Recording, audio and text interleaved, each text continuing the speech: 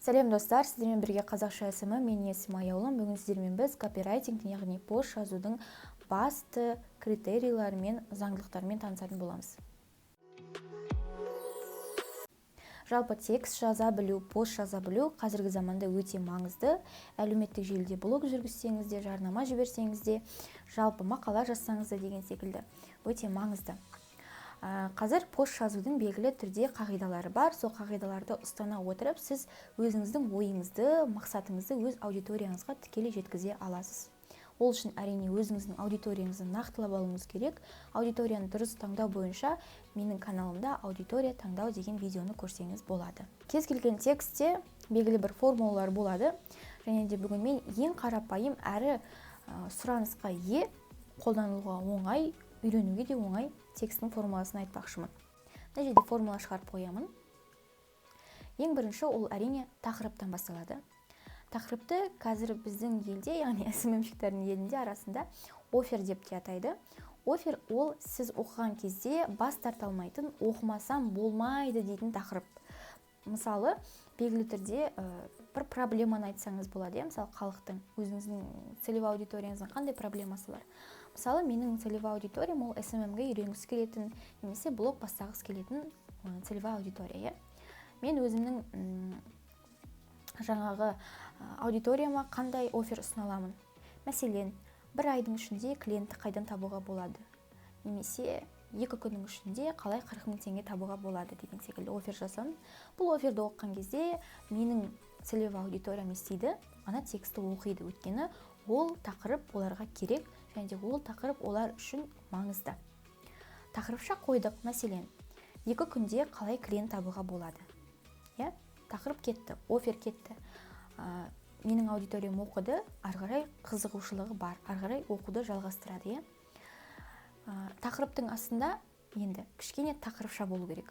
Тақырыпша ол жаңағы сіздің аудиторияңызды ары қарай үлкен тексті оқуға шақыру. Тақырыпшада былай болуы мүмкін. Мен сізге 2 күннің ішінде қалай клиент тауып 20 000 теңге табу туралы жазғым келіп тұр деген секілді. Ол тақырыпшадағы қызықты менің аудиториям. Енді астына түсті. Астында ендігі мәселеде кәдімгі текст кетеді.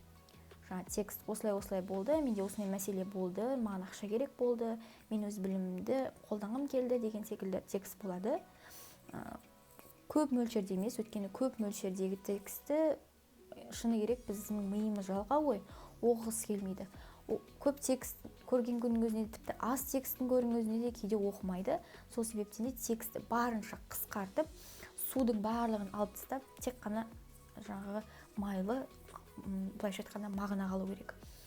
Текст кетті, текстің астына тағы бір кішкене тақырыпша секілді пробел болу керек. Ол жақта сіздің қабылдаған шешіміңіз. Сізде осындай мәселе болды, менің осындай мәселем болды, мен ақша тапқым келді, клиент тапқым келді, мен іздей бастадым. Сөйтіп мен мынандай нәрсеге жаздым да, мысалы HeadHunter-ға регистрация жасадым да, резюме жасадым да, резюмені тарата бастадым. Ол кішкене ғана сіздің мақсатыңыз немесе қабылдаған шешіміңіз, кетті. Астына текст. Қайтадан, міне осы нәрсені қабылдадым, және ары қарай менде клиенттер шықты, клиенттер маған өз заказын берді деп текст жазасыз. Астына уже шешім осы мәселенің. Соңында мен HeadHunter-ға регистрация жасаған арқасында мен 2 клиент тауып, 2 күннің ішінде 60 000 теңге ақша таптым. Шешім.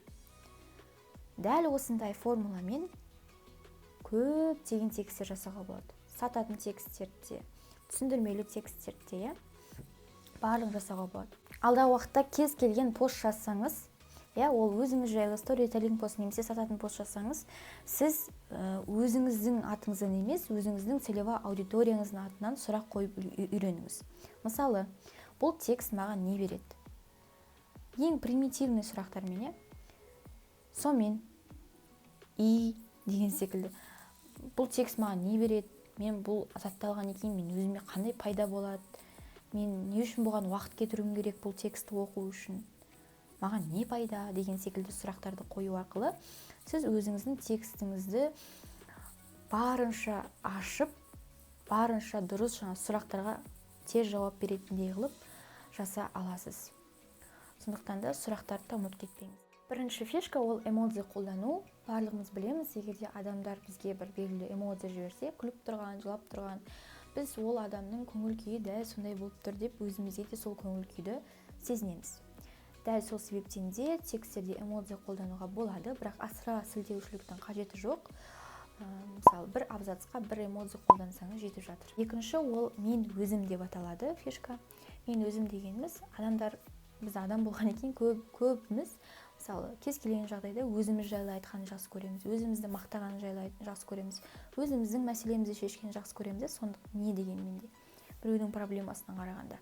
Сол себептен де кез келген текстте, егерде сіздің аудиторияңызға арналған сататын текст болатын болса, онда тікелей аудиторияны оқып жатқан жалғыз бір адамға арнаңыз. Яғни сізге арналған, дәл осы сөздерді сізге арналған, сен деп сөйлейтін болсаңыз, сен деп сөйлеп, мысалы, аудитория сіздің постыңызды оқыған кезде мынау мен жайлы айтып жатыр.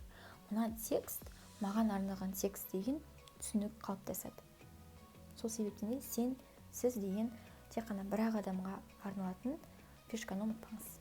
Үшінші, орын, қала, орналасу деген секілді. Мысалы, егерде сен Алматы қаласынан болсаң, мынау текст саған арналған.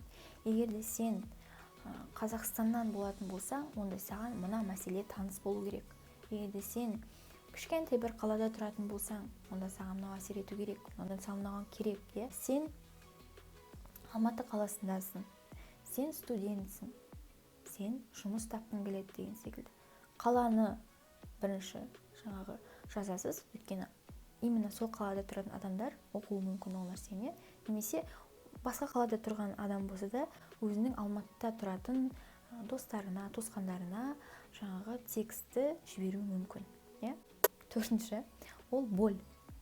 Боль, былайша айтқанда ауыр жерлер, жаралар деп те атайды кейде. Ол мысалы, егерде сіз корсет сатасыз, арықтауға арналған корсет. Арықтағысы келетін адамдардың ауыр жерлері қандай? Ол әрине толықтық, өз-өзіне көңілі толмау, немесе босанғаннан кейін әйелдер деген секілді. Текстті сіз қалай бастайсыз? Сіз өзіңіздің беліңізді кішіреткіңіз келеді ме? Немесе толықтық сізді шаршатты ма? Ауыр жер ғой, дұрыс па? Сіз бұны оқыған кезде, толықтық деген сөзді оқыған кезде, ол кісілер бірден өзінің проблемасын еске түсіреді да, болды. Мынау текст маған арналған, мен осыны оқуым керек, соңында маған бұл өзімнің осы мәселемді шешіп береді деген түсінік болады. Келесі ол сұрақтар. Сұрақтар, яғни белгілі бір мәселені шешу үшін сіздің аудиторияңыз бір мәселені шешіп беру керек өзі, бірақ негізінде олар шешіп бермейді, сіз шешіп бересіз. Тек қана сіз оларға сұрақ қоясыз ойша. Ол сұрақты оқып, аудитория не істейді? Өз-өзіне сұрақ қояды. Мысалы, сіздер байқадыңыздар ма? Қазір карантиннен кейін 50% адамдар, тіпті 70% өзінің жұмысын жоғалтты. Сіз қаншалықты әлі өз жұмысыңызда, бұрынғы жұмысыңызда ұзақ уақыт жұмыс істеймін деп ойлайсыз? Сұрақ кетті, адам не істейді? Ананы оқиды да ойланады.